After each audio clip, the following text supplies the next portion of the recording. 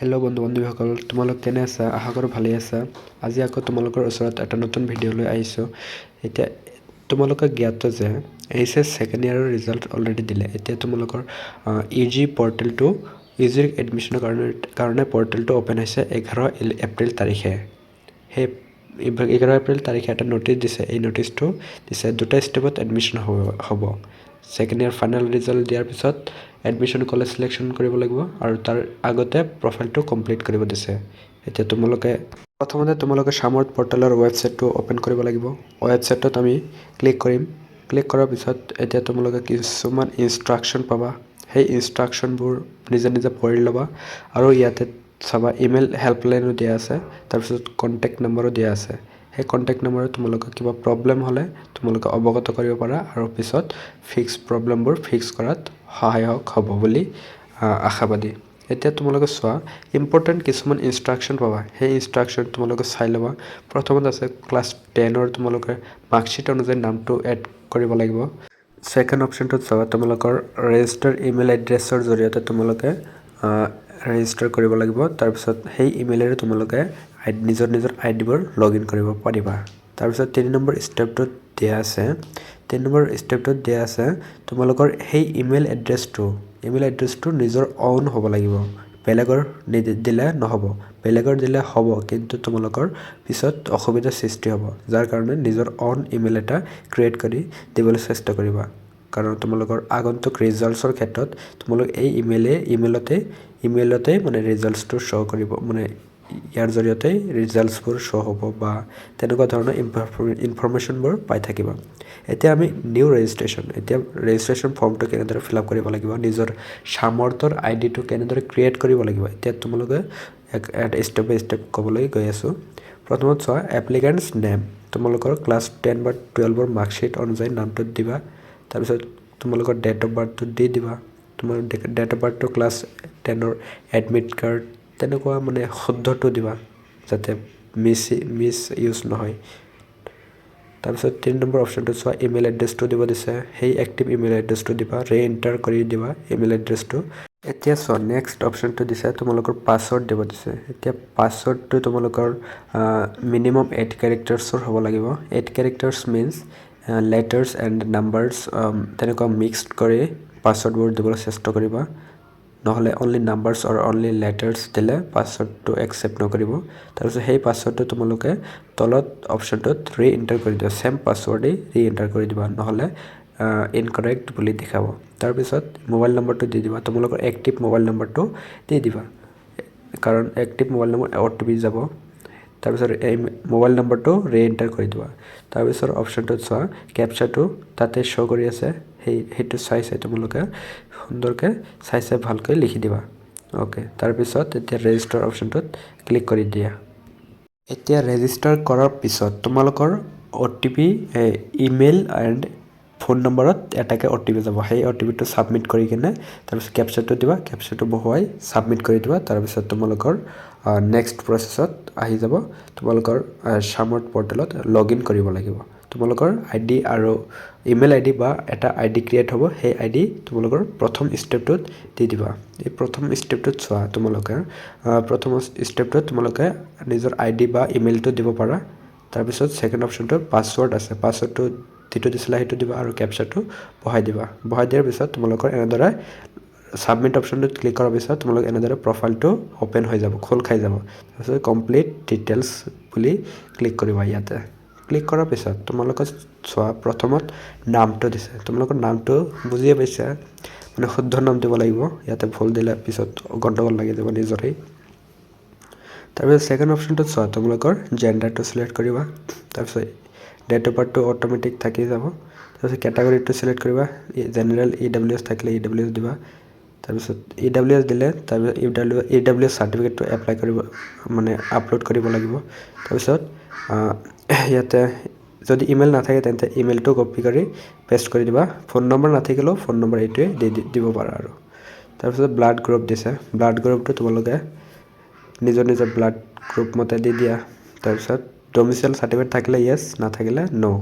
তাৰপিছত তোমালোকৰ citizenship of India য়েছ বুলি ক্লিক কৰিবা। তাৰপিছত তাৰপিছত তোমালোকৰ ৰিলিজনটো দিবা তাৰপিছত আইডেণ্টি প্ৰুফ দিবা যদি পান কাৰ্ড আছে পান কাৰ্ড থাকিলে পান কাৰ্ড দিবা আধাৰ কাৰ্ড থাকিলে আধাৰ কাৰ্ড দিবা ইয়াতে মই পান বুলি সিলেক্ট কৰিলোঁ ইয়াত আধাৰ কাৰ্ডৰ নম্বৰটো দি আছোঁ তাৰপিছত আধাৰ কাৰ্ডৰ অপশ্যনটো সিলেক্ট কৰিব লাগিব এতিয়া মই আধাৰ কাৰ্ডৰ নম্বৰটো অপশ্যনটো সিলেক্ট কৰি দিম লাষ্টত চোৱা আধাৰ গভট ভেলিডিটি কিবা ID খুজিছে তাতে আইডেণ্টি প্ৰুফ নাম্বাৰ মানে তোমালোকৰ যিটো ID সিলেক্ট কৰিবা সেইটোৰ যিটো নাম্বাৰ আছে সেইটো নাম্বাৰ দিবা তাৰপিছত কৈছে ফেমিলি ডিটেইলছ তোমালোকৰ প্ৰথমত মাকৰ নিজৰ মাকৰ নামটো দিবা ফেমিলি ডিটেইলছটো নিজৰ হিচাপে প্ৰপাৰলি এণ্টাৰ কৰিলেই হ'ল তাৰপিছত ফেমিলিয়ে কি কৰে অকুপেশ্যনটো দি দিবা তাৰপিছত মাদাৰ্ছ কোৱালিফিকেশ্যনটো দি দিবা অফিচ এড্ৰেছটো বাৰু নালাগে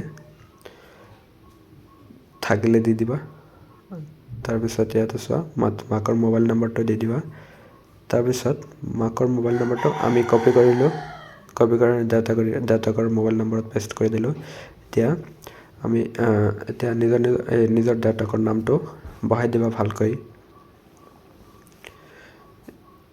বহাই দিয়াৰ পিছত দেউতাকৰ অকুপেশ্যন কি কৰে মানে দেউতাকে কি কৰে সেইটো অকুপেশ্যনটো দি দিবা ফাদাৰ্ছৰ কৰিবা মানে কোৱালিফিকেশ্যনটো সিলেক্ট কৰিবা সিলেক্ট কৰাৰ পিছত ইয়াতে চোৱা তোমাৰ দেউতা বা মানে দেউতা গাৰ্জেন হয়নে নাই হয় তাৰপিছত ইমাৰ্জেঞ্চি এটা কণ্টেক্ট নম্বৰ দি দিবা তাৰপিছত ইমাৰ্জেঞ্চি কণ্টেক্ট নম্বৰ আমাৰ তাতে এইটোৱে আছে এইটোৱে পেষ্ট কৰি দি দিলোঁ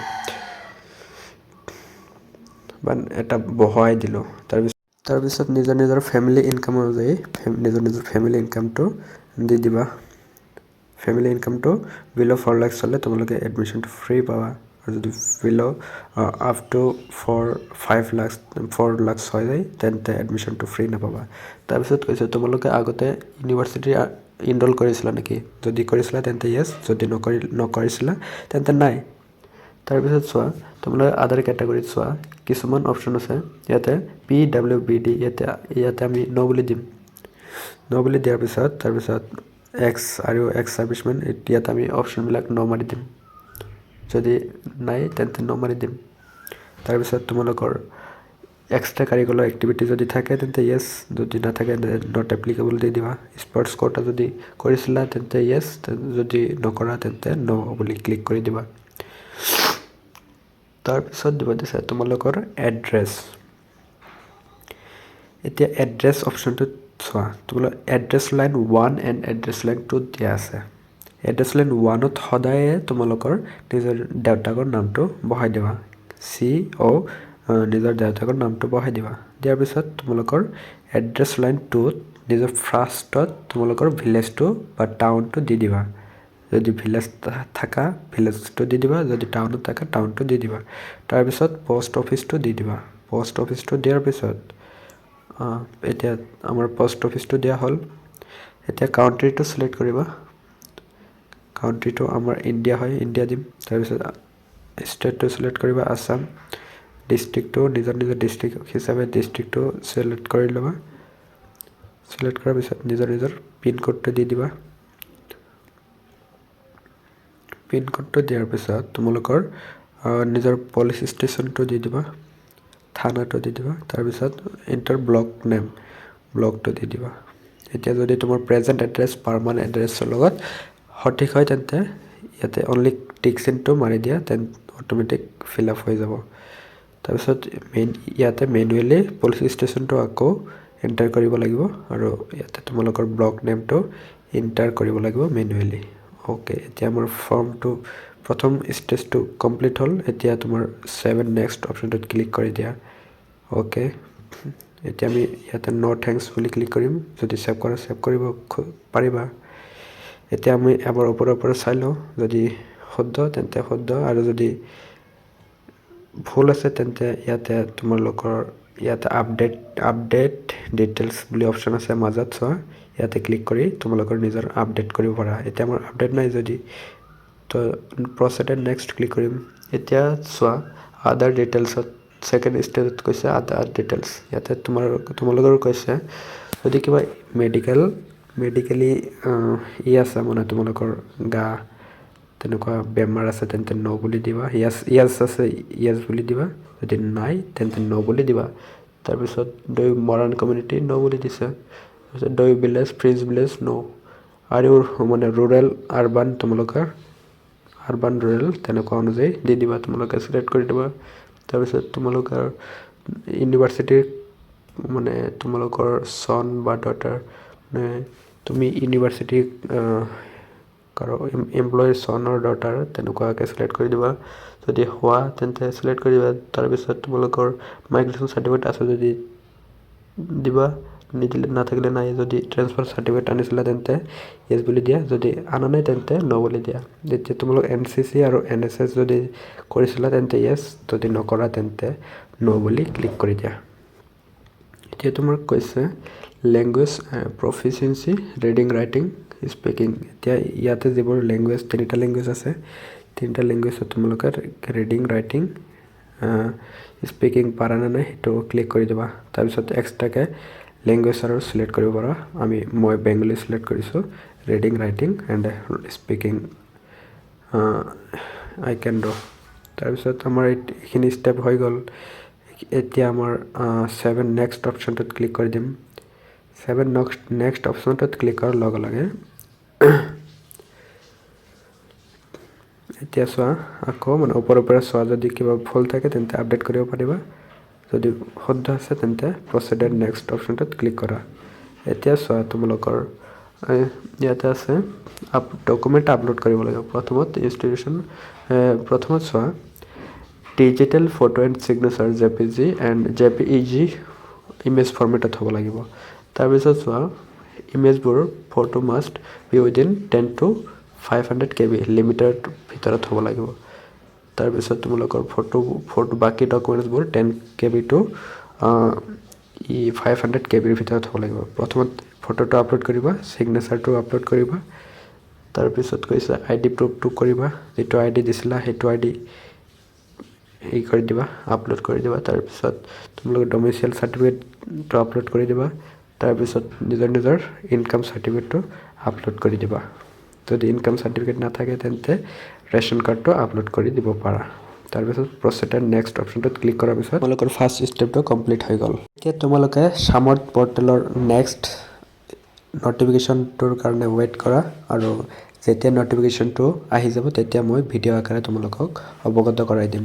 যদি ভিডিঅ'টো ভাল লাগিছে তেন্তে লাইক, ছাবস্ক্ৰাইব এণ্ড কমেণ্ট কৰিবা, আৰু বন্ধু বান্ধৱীৰ সৈতে শ্বেয়াৰ কৰিবা যাতে সিহঁতৰো হেল্প হয়। আৰু ছেকেণ্ড ষ্টেপৰ কাৰণে চেনেলটো ছাবস্ক্ৰাইব কৰি ৰাখিবা, মানে ছেকেণ্ড ষ্টেপটো নটিফিকেশ্যন অহাৰ লগে লগে ভিডিঅ' আকাৰে দি দিম। তাৰপিছত তোমালোকে ছেকেণ্ড ষ্টেপটো এনেধৰণে কৰিব পাৰিবা। তো আজি ভিডিঅ'টো ইয়াতে সমাপ্ত কৰিলোঁ। Bye bye.